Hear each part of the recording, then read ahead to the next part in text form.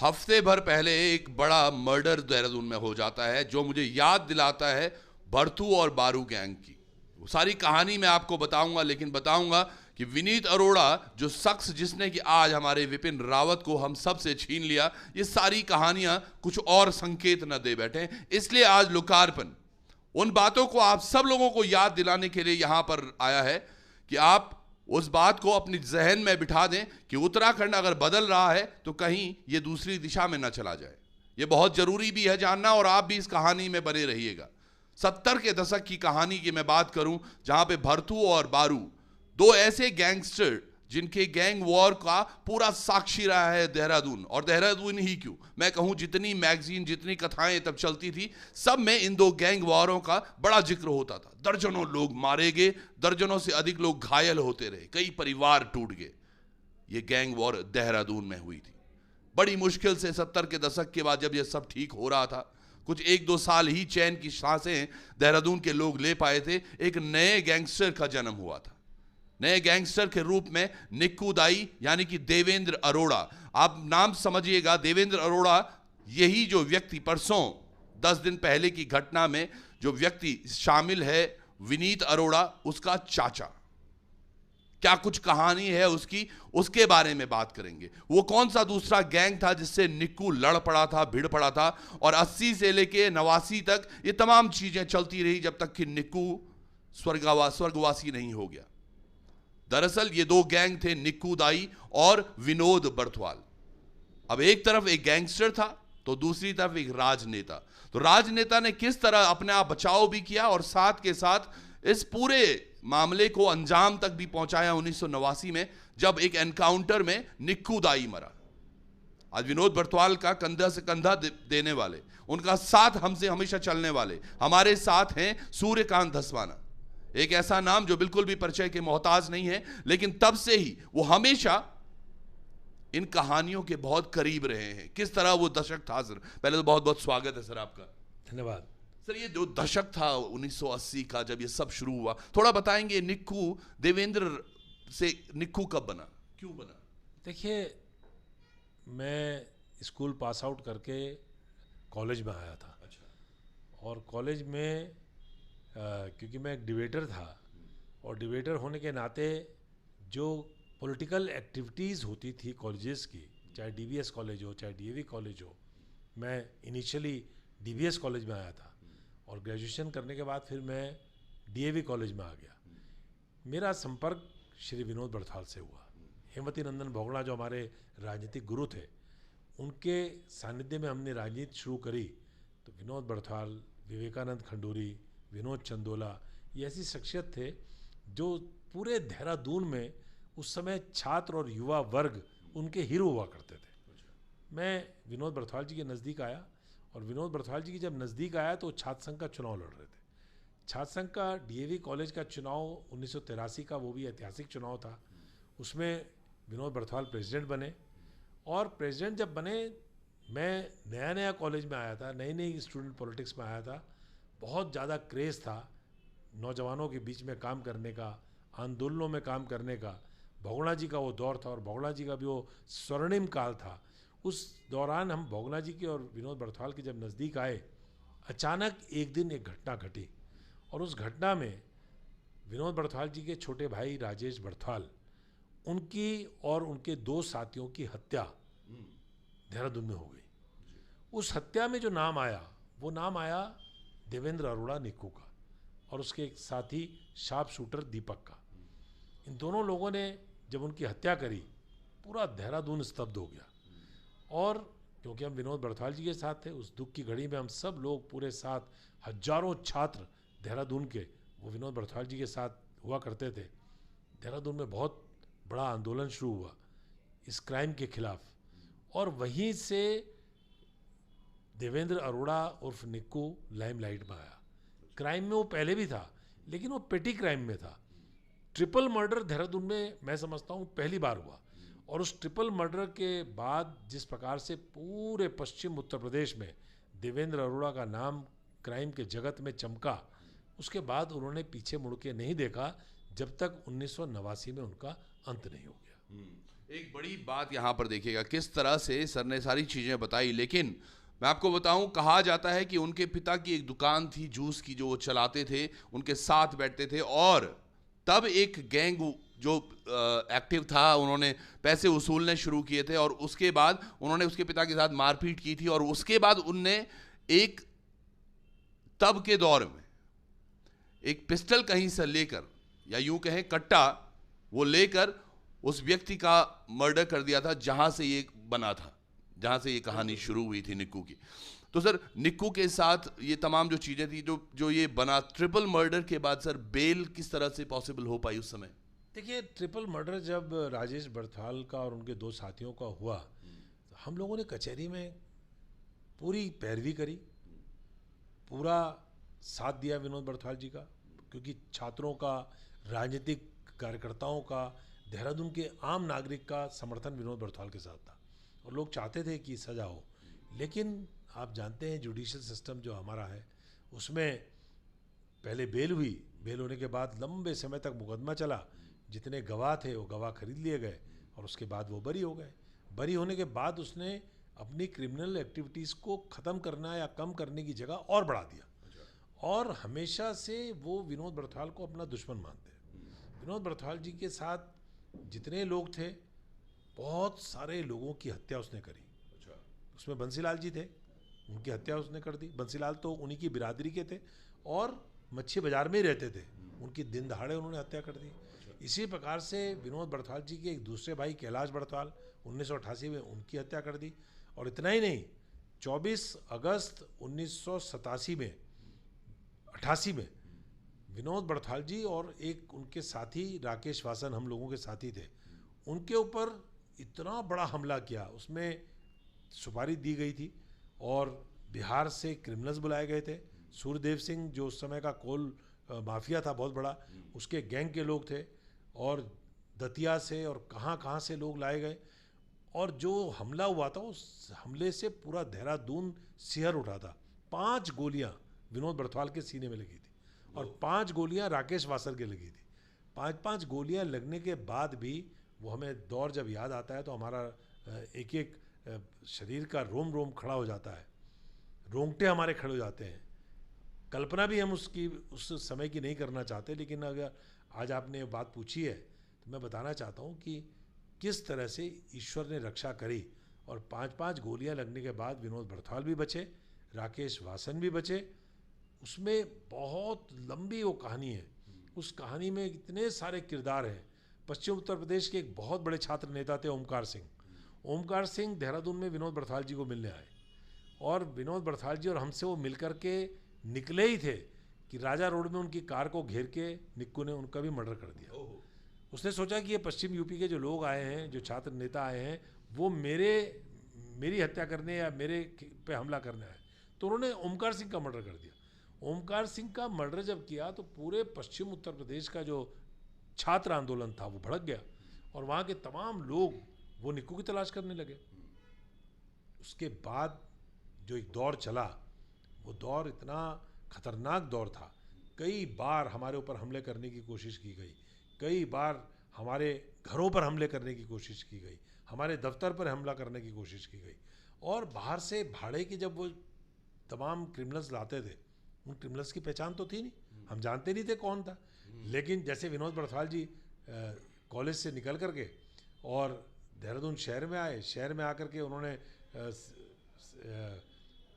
पायल cinema में, उसके सामने वो एक नाई की दुकान में बैठे थे, नाई की दुकान पे उन पे हमला हो गया। और इतना खतरनाक हमला कि पुलिस ने बाद में जो वहाँ पर खोखे बरामद किए, 50 खोखे ऑटोमेटिक वेपन्स के, पिस्टल्स के, रिवॉल्वर्स के, इतना ताबड़तोड़ फायरिंग करी। उस ताबड़तोड़ फायरिंग करने के बाद पूरा देहरादून आंदोलित हो गया। मैं समझता हूँ देहरादून में लगातार 1-1.5 महीने तक बंद, झलूस, प्रदर्शन, पूरे शहर के अंदर सारे नागरिक सड़कों पे आ गए, छात्र सड़कों पे आ गए।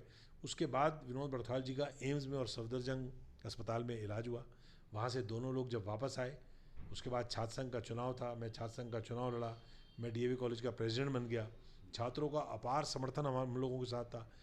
मेरे प्रेसिडेंट बनने के 14 दिन बाद उन्होंने विनोद बड़थाल के छोटे भाई का कत्ल कर दिया, कैलाश बड़थाल का। और कैलाश बड़थाल का जब कत्ल हुआ तो पानी सर से गुजर चुका था। पूरे देहरादून में हफ्तों तक देहरादून बंद रहा। देहरादून में दुकानें बंद हो जाती थी जब डीएवी कॉलेज के छात्र प्रदर्शन करते थे, जुलूस निकालते थे। मुझे वो दौर याद आता है। लेकिन निक्कू को पॉलिटिकल पैट्रोनेज था। निक्कू को बहुत बड़े लेवल के उत्तराखंड के जो लोकल लेवल पे पॉलिटिक्स करने वाले लोग थे, जो राष्ट्रीय स्तर पर स्थापित नेता थे, उन लोगों का समर्थन और सहयोग प्राप्त था। इसलिए वो बार बार बच जाता था, बार बार उसको वो जेल जाता था, जेल से जमानत हो जाती थी, केसेस होते थे, केसेस में वो बरी हो जाता था। लेकिन अंतोगत्वा 1989 में उसका एनकाउंटर, जब वो कहीं मौंड के पास कहीं बाहर से आ रहा था, दिल्ली से आ रहा था, सहारनपुर से आ रहा था, लेकिन वो बाहर से आ रहा था, मौंड के पास पुलिस को सूचना मिली और जब वहाँ पर आशा रोडी में उसका एनकाउंटर हुआ तो उसकी वहाँ पर एनकाउंटर में मृत्यु हुई। बहुत बड़ा एक 9-10 साल का पीरियड जो इस पूरे देहरादून ने लाइव देखा। कभी भी कैलाश का मर्डर मोती महल के सामने सरेआम राजपुर रोड में दिन दहाड़े उसका मर्डर हो गया। इसी प्रकार से विनोद बड़थाल जी और राकेश वासल पे जो हमला हुआ ब्रॉड डे लाइट में, और उसमें बहुत सारे लोग थे जो इन्वॉल्व थे, बहुत सारे लोग थे जिनका संरक्षण उनको प्राप्त था, लेकिन अंतोगत्वा 1989 में उसका एनकाउंटर हुआ और उसकी हत्या हो गई। और एक बड़ी बात है, ये एनकाउंटर जो हुआ वो लखीबाग चौकी के जो इंस्पेक्टर हैं उनकी देखरेख में बताया जाता है। बात देखिएगा, आज लखीबाग चौकी की वापस से हो रही है। लखीबाग की चौकी में अब सैनी जी का सस्पेंशन भी हुआ। इस पर जो हमने अखबारों के माध्यम से देखा, जो तमाम पोर्टलों ने कहा कि मुख्यमंत्री धामी जी ने आकर सस्पेंशन करवाया। इस पर एक प्रश्न मेरा जरूर था कि जब मुख्यमंत्री एक चौकी इंचार्ज के सस्पेंशन का जिम्मा भी लेंगे तो सर एसएसपी या फिर डीजी या और लेवल पे जो अधिकारी हैं उनका क्या कर्तव्य रह गया?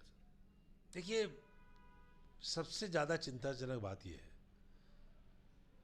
मुख्यमंत्री जी का नाम जिन्होंने भी इस मामले में लिया है कि उन्होंने सस्पेंशन किया, ये दुखद इसलिए है कि एक चौकी इंचार्ज का सस्पेंशन मुख्यमंत्री के स्तर पे होगा क्या? देहरादून का कप्तान कहाँ गया? देहरादून उत्तराखंड का डीआईजी कहाँ गया? गढ़वाल मंडल का डीआईजी कहाँ गया? यहाँ के आईजी कहाँ गए? यहाँ के डीजी पुलिस क्या कर रहे हैं? मतलब एक मामले में, हत्या के मामले में, ये तो जिला पुलिस प्रशासन का काम है, उनको करना चाहिए था। उनके बस का नहीं था तो डीआईजी को करना चाहिए था, उनके बस का नहीं था तो आईजी को करना चाहिए था, फिर डीजी को करना चाहिए था। तो इतनी बड़ी हायरार्की, तो फिर गृह मंत्री को, अगर मुख्यमंत्री को अगर ये काम करना पड़ेगा तो इन सारे अफसरों की, कप्तान से लेकर के और डायरेक्टर जनरल ऑफ पुलिस की क्या आवश्यकता है? मैं समझता हूँ कि ये उत्तराखंड का एक बहुत बड़ा, ये मैंने कहा आपको, नॉकिंग पॉइंट है, ये दस्तक है कि उत्तराखंड में अगर इस प्रकार से क्राइम पनपने लगेगा, उस क्राइम को, सबसे बड़ी बात क्या है, क्यों पुलिस लखीबाग चौकी इंचार्ज का सस्पेंशन क्यों हुआ? लखीबाग चौकी का इंचार्ज बजाय हमलावर को पकड़ने के, बजाय आरोपियों को पकड़ने के, वो कंप्रोमाइज करा रहा था। वो पीड़ित के परिवार पर दबाव डाल रहा था कि आप कंप्रोमाइज करिए। तो उसका सस्पेंशन क्या? उसके खिलाफ तो मुकदमा कायम करके उसको जेल भेजना चाहिए। सस्पेंशन क्या होता है? अगर मुख्यमंत्री का ही इंटरफेरेंस हुआ है तो मुख्यमंत्री जी को तो संज्ञान लेकर के बाकायदा उसके खिलाफ एफआईआर दर्ज करा करके उस दरोगा को जेल भेजना चाहिए जो ये काम कर रहा था, क्योंकि हत्या हो गई है। उस हत्या में, यानी कि 120B में, कॉन्स्पिरेसी में, उस दरोगा का नाम भी डालना चाहिए। बिल्कुल। यहाँ पर जो चीजें हैं, देखिएगा, आज जो अभी धस्माना जी बात कर रहे हैं, ये बात मैं पिछले 2 दिन से सोच रहा हूँ कि ऐसा क्यों हुआ। और एक मामला फिर मुझे अंकिता भंडारी का नजर आता है जहां पर शासन, प्रशासन, सरकार बड़ी डगमगाई हुई है, और एक जगह आप खुद आकर चौकी इंचार्ज का आप सस्पेंशन कर देते हो। वहां पर आज तक वो पटवारी का या वो तहसीलदार का, उनका कुछ नहीं पता चल रहा, वो सस्पेंड तक नहीं हुए हैं। देखिए, निश्चित तौर पे उत्तराखंड में जिस प्रकार से क्राइम बढ़ रहा है, और विशेष तौर पे तराइयों में, वैसे तो पूरे पहाड़ में इस समय हालत ख़राब है। मतलब उत्तराखंड के पर्वतीय ज़िले बहुत सारे ऐसे थे जहाँ ज़ीरो क्राइम डिस्ट्रिक्ट हम उनको बोलते थे। बागेश्वर में, चंपावत में, पिथौरागढ़ में, बहुत सारे ज़िले ऐसे हैं जहाँ डिस्ट्रिक्ट जज के पास काम ही नहीं था। वो काम इसलिए नहीं था कि उनके पास केसेस कैसे जाएंगे, क्रिमिनल केसेस तो जाते ही नहीं थे, वहाँ क्राइम होता ही नहीं था। आज की तारीख में चाहे उत्तरकाशी हो, चाहे पौड़ी हो, चाहे टिहरी हो, चाहे कोई जिला ऐसा नहीं बचा जहाँ पहाड़ में क्राइम नहीं हो रहा है। तो पहाड़ में क्राइम हो रहा है। तराई में हालत ये है कि एक चुने हुए ब्लॉक प्रमुख, ज्येष्ठ ब्लॉक प्रमुख की पत्नी को उत्तर प्रदेश की पुलिस मार के चली जाती है। क्राइम की हालत ये है कि उत्तराखंड में पौड़ी में एक लड़की को जिंदा जला दिया जाता है। क्राइम की हालत यह है कि उत्तरकाशी में एक दलित वर्ग की लड़की के साथ रेप होता है, उसका मर्डर कर दिया जाता है। क्राइम का हालत यह है कि अंकिता भंडारी के मामले में जो लोग इन्वॉल्व हैं उनको सत्ताधारी दल का संरक्षण नहीं, वो सत्ताधारी दल से ताल्लुक रखते हुए ओहदेदार थे, और ओहदेदार होकर के जो क्राइम वहाँ पर हुआ है उसमें और बड़ी बात ये निकल के आ रही है कि उस लड़की को अनैतिक काम करने के लिए उसके ऊपर दबाव डाला जा रहा था। उससे आप कह सकते हैं कि वेश्यावृत्ति करने के लिए उसके ऊपर दबाव डाला जा रहा था। ये बात मैं बहुत ऐसी कह रहा हूँ जो मुझे कहते हुए शर्म आ रही है, लेकिन जो उसकी चैट है, एक्स्ट्रा सर्विसेज फॉर वीआईपी, क्या मतलब हुआ इसका? एक भाई वहाँ रिसेप्शनिस्ट है, वो रिसेप्शनिस्ट का काम करेगी, एक्स्ट्रा सर्विसेज एक वीआईपी को देने के लिए दबाव डाला जा रहा है, इसका मतलब क्या हुआ? आप उसको देह व्यापार में डालने की कोशिश कर रहे थे, आप उसको अनैतिक काम करने के लिए उसको वो नहीं मानी तो आपने उसकी हत्या कर दी।